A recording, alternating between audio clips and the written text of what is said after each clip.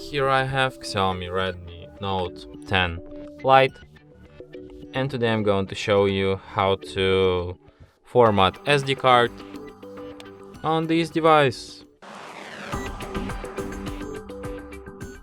So to do this, firstly you have to go to the File Manager application, then tap on this folder icon here, like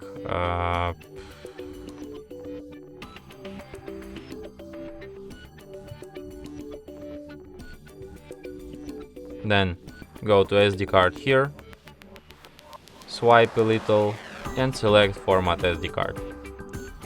Then confirm Format SD card, and after a few seconds SD card will be fully formatted, all files will be erased and it will be ready to be used anew.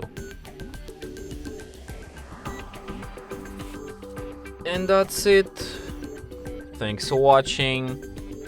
If you find this tutorial useful, don't forget to hit that like button and subscribe to our channel.